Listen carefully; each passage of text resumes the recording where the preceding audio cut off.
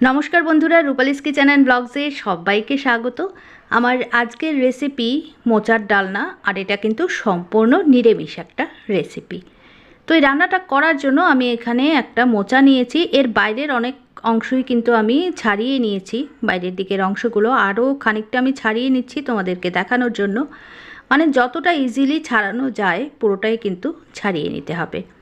আর এই ডালনাটা করব আমি মেইনলি হচ্ছে ভেতরের যে অংশটা সেটা দিয়ে। তো দেখো, সমস্ত বাইরের অংশগুলো ছাড়িয়ে নিয়ে এবার এই ছোট্ট মোচার অংশটাকে আমি দুটো পার্ট করে কেটে নিচ্ছি। তো এরকমভাবে মাঝখান থেকে অর্ধেক করে কেটে নিয়ে আমি জলে এটাকে ভাপিয়ে নেব। আমি আগে থেকেই কড়াতে জল বসিয়ে রেখেছিলাম। এবার দিয়ে দিলাম হলুদ গুঁড়ো 1/2 টিস্পুন। একটুখানি নেড়ে চেড়ে আমি মিডিয়াম আঁচে এটাকে ঢেকে 10 মিনিটের মতো ভাপিয়ে নিচ্ছি। তো 10 মিনিট পর ঢাকনাটা তুলে নিয়েছি। দেখো মোচাগুলো কিন্তু সেদ্ধ হয়ে গেছে। আমি গ্যাসটা অফ করে দিলাম। এইবার এগুলোকে তুলে একদম ঠান্ডা করে নিতে হবে। দেখো একদম সেদ্ধ হয়ে গেছে, জল ছাড়িয়ে একদম তুলে নিচ্ছি।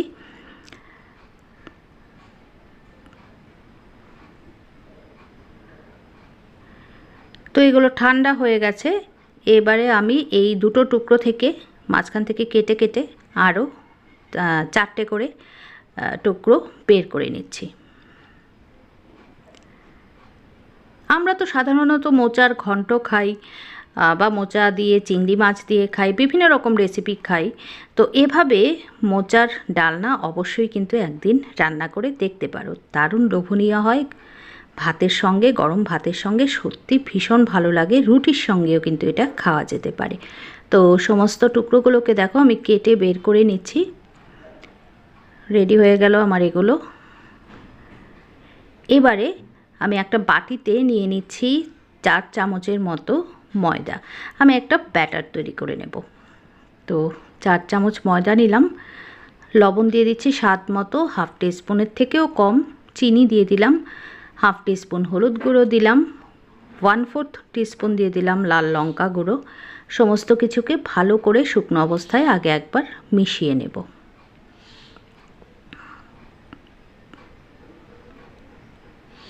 ভালো করে মিশিয়ে এবারে অল্প অল্প করে জল দিয়ে আমি একটা ব্যাটার তৈরি করে নেব। একসঙ্গে সমস্ত জলটা দেব না, তাতে করে লাম্পস হয়ে যাবে, আর তাছাড়া হয়তো বা বেশি পাতলাও হয়ে যেতে পারে। তো সেই কারণে একটু একটু করে জল দেব, আর আমি এটাকে গুলতে থাকব।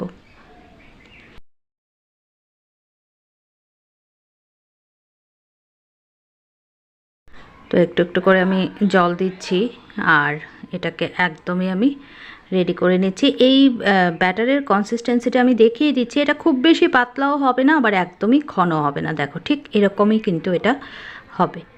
তো আমার এই ব্যাটারটা একদমই রেডি হয়ে গেল। এবার একটা প্যান বসিয়ে তার মধ্যে দিয়ে দিচ্ছি আমি রিফাইন্ড অয়েল পরিমাণ মতো। এই মোচাগুলো ভাজার জন্য কিন্তু তেলটা একটু বেশি পরিমাণেই দিতে হবে। এবার যে ব্যাটারটা বানিয়েছিলাম তার মধ্যে চুবিয়ে আমি এই মোচার টুকরোগুলো ফ্রাই করে নেব। 2-3 মিনিট একটুখানি রেখে একটা দিক হয়ে গেলে পরে আমি কিন্তু এগুলোকে খুব সাবধানে উল্টে দেব। প্রথমবার উল্টাতে একটু সাবধানেই উল্টাতে হবে যেন ভেঙে না যায়, কারণ মোচাগুলো অলরেডি আমার বয়েলড। আর গ্যাসের ফ্লেম কিন্তু অবশ্যই মিডিয়ামে রেখে এগুলোকে ভাজতে হবে। তো দেখো একটা ব্যাচ কিন্তু আমার ভাজা হয়ে গেল। সেম প্রসেসে আমি কিন্তু বাকিগুলোও ভেজে নেব একদম লাল লাল করে। তো এগুলোকে তুলে নিচ্ছি, সেইমভাবে আমি বাকিগুলোকেও ভেজে নিচ্ছি। তো আমার মোচাগুলো ভাজা হয়ে গেছে। এবার কড়া বসিয়ে তার মধ্যে 2 টেবিল স্পুনের মতো রিফাইন্ড অয়েল দিয়ে তেলটা গরম হয়ে গেলে পরে দিয়ে দিলাম 5 ফোড়ন 1/4 টিস্পুন, আর এবার দিচ্ছি একটা তেজপাতা, একটু ছিঁড়ে দিচ্ছি। এইদিকে দেখো আমি আলু নিয়ে নিয়েছি এরকম লম্বা করে কেটে, দুটো মাঝারি সাইজের। এবার 5 ফোড়ন আর তেজপাতাটার মধ্যেই কিন্তু আমি আলুগুলোকেও দিয়ে দিলাম। আলুগুলোকে 5 ফোড়নের সঙ্গে একটুখানি ভেজে নেব। তোমরা যদি চাও তাহলে আলুগুলোকে এক্সট্রা করে আগে থেকে ভেজে নিতে পারো। তো আমি একসঙ্গেই ভাজছি, কারণ রান্নাটা যেন একটু তাড়াতাড়ি হয়ে যায় সেই জন্য। তো আলুগুলোকে একটুখানি নাড়াচাড়া করে এর মধ্যে দিয়ে দেবো একটা মশলা। আমি মশলাটা আগে থেকে রেডি করে রেখেছি। দেখো এখানে হাফ টিস্পুন করে সমস্ত কিছু রয়েছে, জিরে গুঁড়ো, ধনে গুঁড়ো, লাল লঙ্কা গুঁড়ো আর হচ্ছে হলুদ গুঁড়ো, সঙ্গে রয়েছে হাফ টিস্পুন আদা বাটা। সমস্তগুলো আমি একটুখানি গরম জল দিয়ে আগে থেকে একটু গুলে রেখেছিলাম। এভাবে গুঁড়ো মশলাগুলো যদি নিরামিষ রান্নায় একটু গুলে ব্যবহার করো না আগে থেকে, তাহলে পরে কিন্তু ঝোলের টেস্টটা সত্যি ভালো হয়। সমস্ত কিছু দিয়ে আমি ভালো করে এগুলোকে কষিয়ে দিয়ে দিলাম মশলার বাটিটা ধুয়ে একটু জল, যেন আলুর সঙ্গে খুব ভালো করে মশলাগুলো কষানো হয়ে যায়। এবারে দিয়ে দেব লবণ স্বাদ মতো।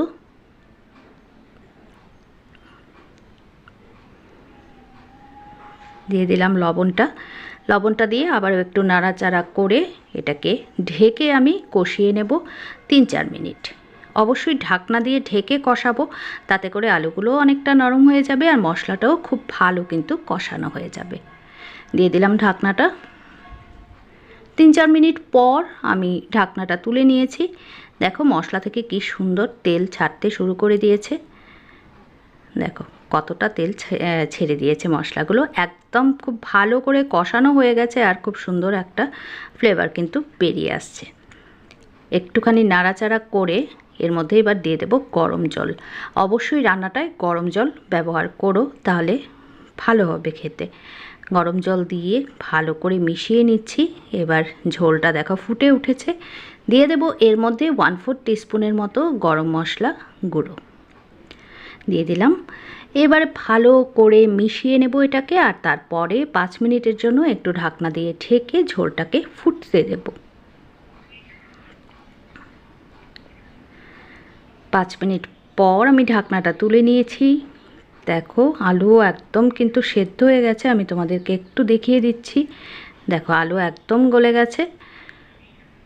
একটুখানি নেড়ে চেড়ে এবারে আমি ভেজে রাখা মোচার টুকরোগুলো এর মধ্যে দিয়ে দিচ্ছি। মোচার টুকরোগুলো দিয়ে কিন্তু খুব বেশি নাড়াচাড়া করা যাবে না, তাতে করে কিন্তু এগুলো ভেঙে যেতে পারে। আর এবার হালকা হাতে নেড়ে চেড়ে একটু ঝোলের মধ্যে ডুবিয়ে দিচ্ছি। এভাবে একটুখানি ডুবিয়ে দিয়ে 3 থেকে 4 মিনিটের জন্য হাই ফ্লেমে একটু ঢেকে এটাকে রান্না হতে দেব, যেন মোচাগুলোর ভেতরে মশলাপাতি সমস্ত কিছু ঢুকে যায়। মোচা তো আমার আগে থেকে সেদ্ধ করাই ছিল। তো 3-4 মিনিট পর আমি ঢাকনা তুলে নিয়েছি। আমার রান্না কিন্তু প্রায় শেষের দিকে। এবারে এর মধ্যে দিয়ে দেব হচ্ছে হাফ টিস্পুনের মতো ঘিটা অবশ্যই ব্যবহার করো, তাতে করে এর গন্ধটা দারুণ আসে। ঘিটা দিয়ে নেড়ে চেড়ে নামিয়ে আমি কিন্তু পরিবেশন করব। তো আমি এখন গ্যাসটাকে অফ করে দিচ্ছি। তো আমার আজকের রান্নাটা কেমন লাগলো অবশ্যই কমেন্ট করে জানিও। যদি ভালো লাগে লাইক করো, শেয়ার করো আর সাবস্ক্রাইব করে আমার পাশে থেকো। আজ এই পর্যন্তই। ভালো থেকো, সুস্থ থেকো সবাই। নমস্কার সবাইকে।